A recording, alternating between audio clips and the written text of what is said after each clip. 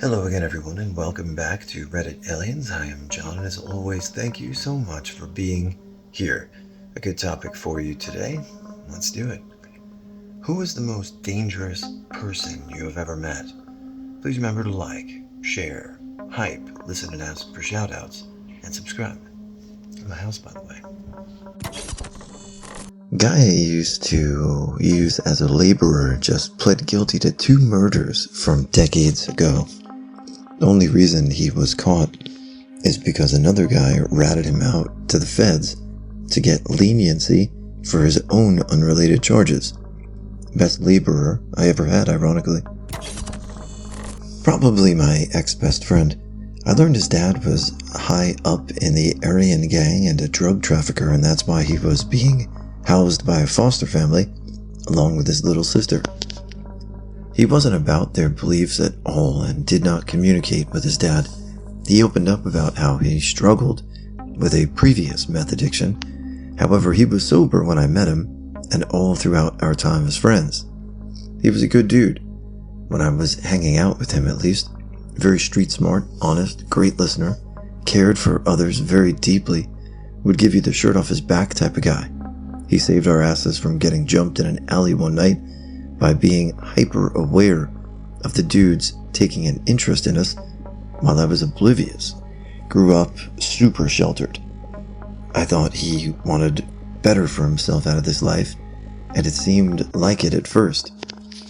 I met my now ex-wife, and I started to see how he was around her, and I did not like him being near her. Crude comments, touching her, weird sexist remarks, etc. Just gross. Not like how I knew him at all. So I cut him off. He was pissed, but I don't know. I didn't like what I was seeing, who he was becoming, and I loved her more. Cut to about 5 years later, I learned he murdered a homeless guy in San Francisco a year after I cut him off. Him and his buddies did it.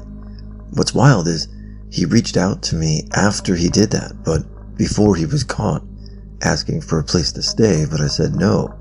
I just had a feeling he was bad news at that point, and I was right. In the early 2000s, I met and got absolutely hammered drunk with Henry Hill, Ray Liotta's character from Goodfellas. Long story short, he made me laugh, told me I reminded him of someone from his past, and pulled me close to him multiple times and said, "I like you. If you ever need anyone killed, you let me know." I did the summer work in Alaska thing, and we were drinking in a bar and met this local dude who took us out in his boat and then went nuts and started telling us all to get off his boat or he'd kill us in the middle of the sound.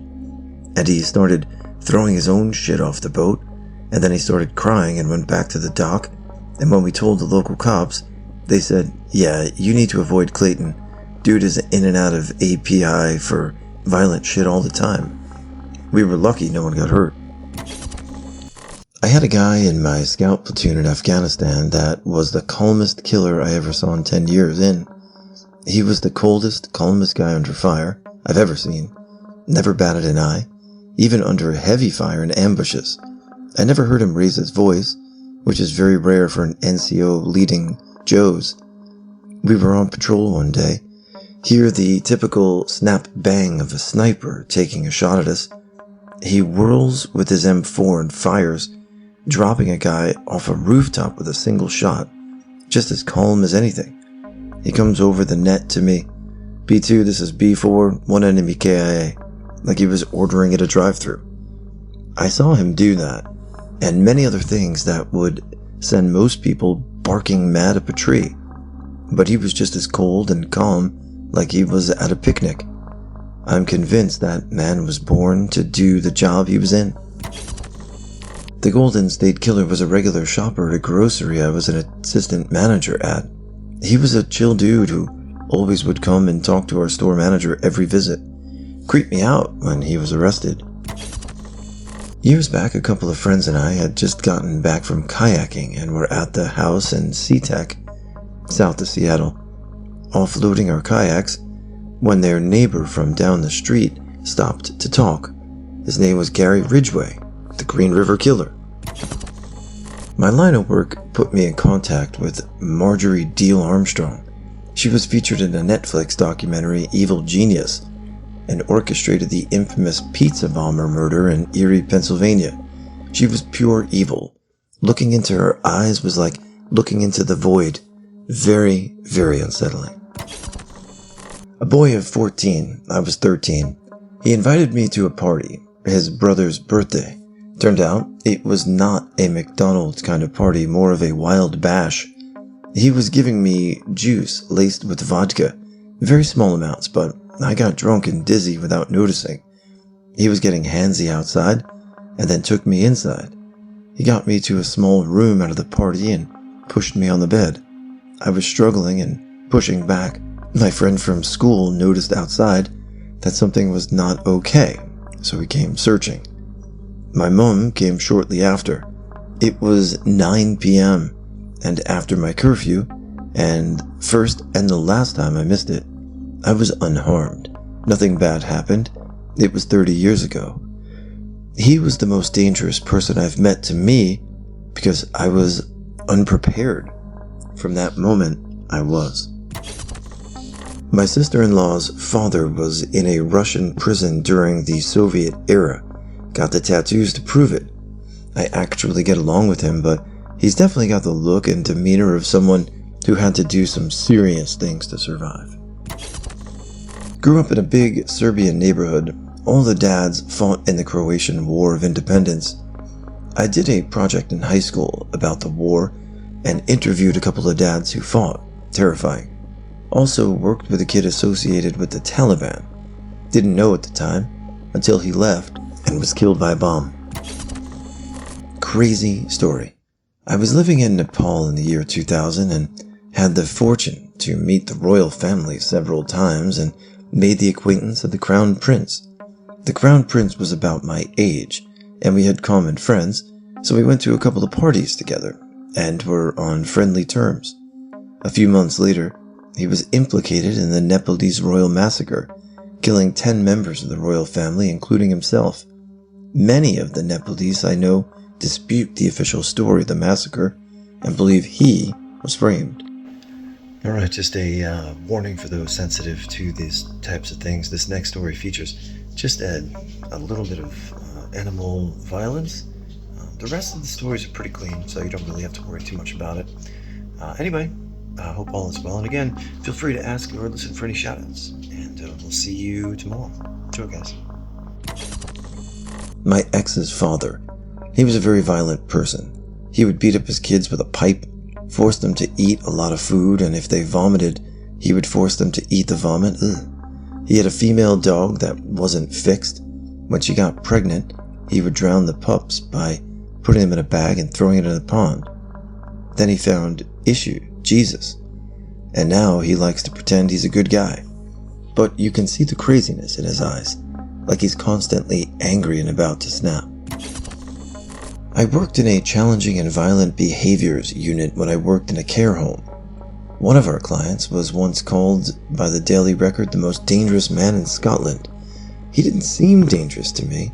Then I read his care file, and I started reminding everyone he was supposed to have 2-person supervision at all times, and we'd all got super slack about that.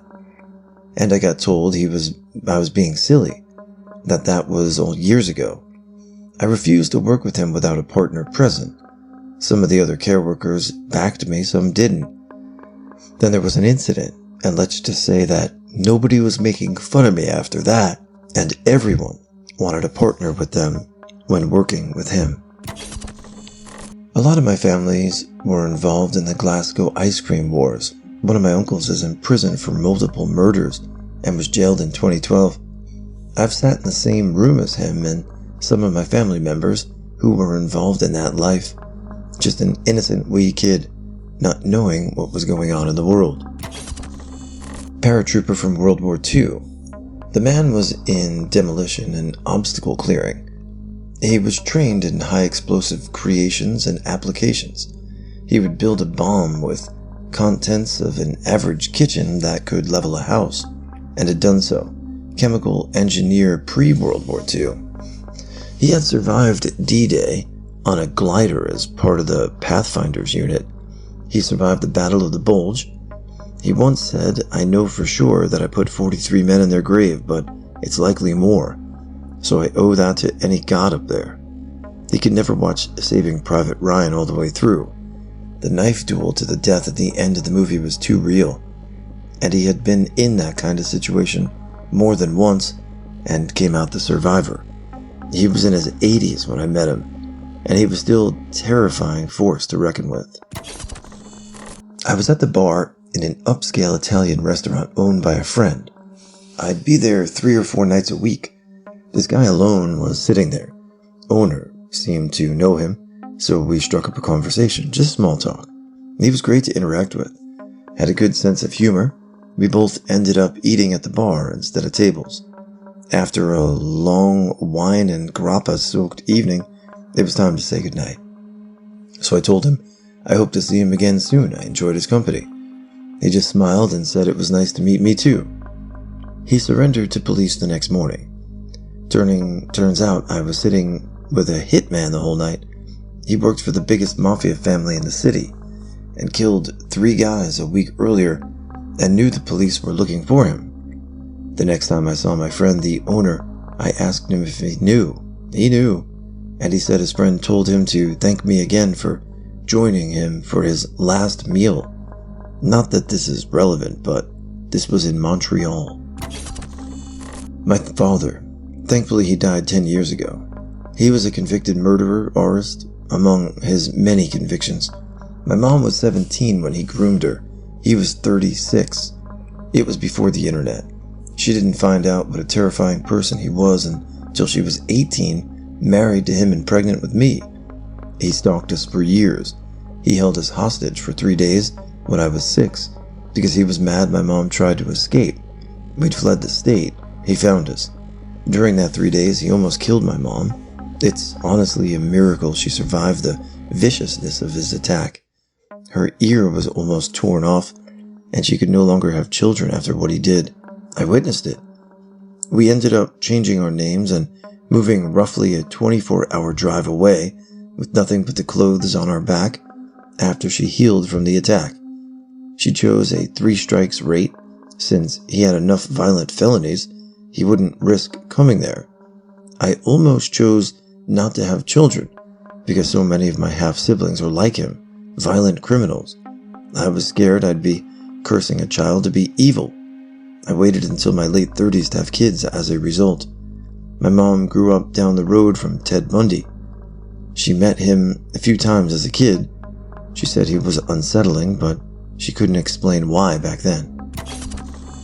Not me, and I wouldn't call it meeting, but my mom was sitting across from one of the 9/11 terrorists in Florida on a train, some sort of public transportation. The terrorists were routinely training at the airport.